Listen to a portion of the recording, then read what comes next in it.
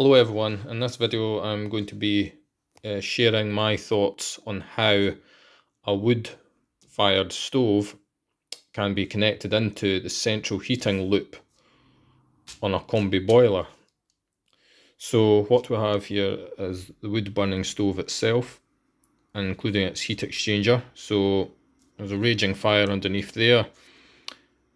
The water is coming out there, going through the coil in an unvented cylinder. No, sorry, a vented cylinder. Although I haven't decided whether it will be vented or unvented yet. We'll get onto that maybe in another video. But it comes out there and goes through a plate heat exchanger. And there's a pump which feeds it back into the boiler. So on the other side of the plate heat exchanger, what we have here is the hot side of the central heating loop coming out of the boiler after it's been through the heat exchanger in the boiler. So the roasting water comes out there, and then it comes back, and then here's this plate heat exchanger on the return to the boiler. So if there's very hot water in here, what's going to happen is it's going to mean that the water coming out is really hot, which means that the boiler is actually going to reduce its flame intensity. And if you were to set your central heating temperature quite low on the boiler itself, the water temperature, it probably wouldn't run at all while there's a fire in there. It probably only run like just that for a while, just after you've lit the fire, and once the fire's burning away, the boiler will just turn all the way down and not burn any gas, and then just circulate the water. And that's how it should work in theory. Plate exchanger is absolutely essential because this is a vented system and you're connecting into an unvented system at higher pressure. So you've got to have that there. Plus, in my case, some of these pipes are going to be running underground outside, so they'll have like antifreeze and stuff like that in them to prevent freezing. So you cannot connect this directly into the heat exchanger, or at least an iron heat exchanger, because it would probably just fill the system with sludge and crap.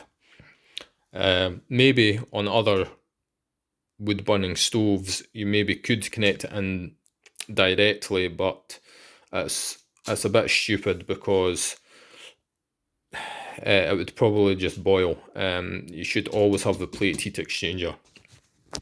Because this circuit is at a higher temperature, that means that its boiling point is going to be higher. A higher pressure, sorry. This higher pressure side means that its boiling point is going to be quite a bit higher than this side. So if anything's going to boil, it's always going to be this side.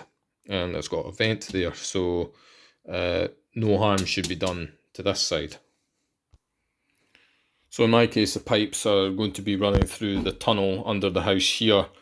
They're going to come up.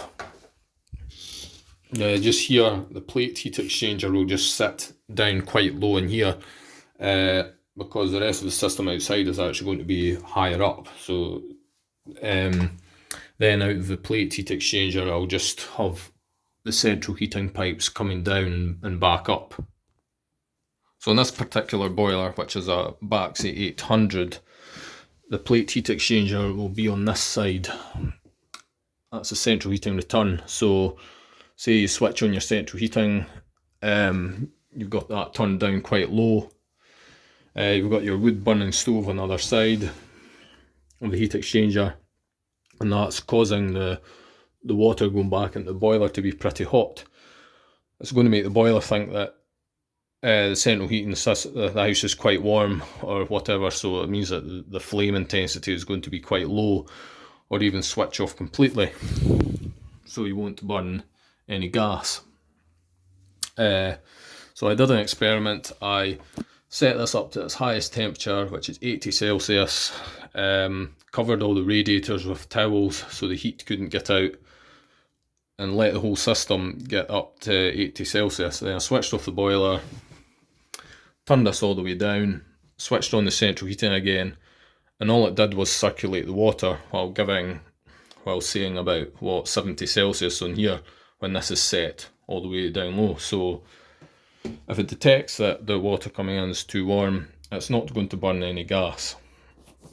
My only concern is somehow if the water was to get above, like say maybe 80 Celsius, if it got too far above 80, then the boiler is probably going to throw an overheat warning and maybe shut itself down. So that's my only concern really. The other plan for the system is not to touch the existing central heating loop, and then just instead have the pipes coming in to just like a radiator in this cupboard, and then a pretty big radiator just on this wall, and we just keep the systems totally separate. So as for the hot water side of things, I'm not too sure what to do. Possibly I could have another exchanger just in series of this one, which the mains water flows in through, and then the hot water just comes out. And on the boiler, you can actually switch off its cold water inlet, so that it won't produce the hot water. You can just have the hot water for the taps coming from somewhere else. I was thinking about the idea of taking it off the cylinder, and that would work, but not for thermostatic mixer valves and showers. If the pressures are not the same, then they don't work properly. That's what my central heating engineer said. So yeah, let me know what you guys all think of this idea, and hopefully it should work.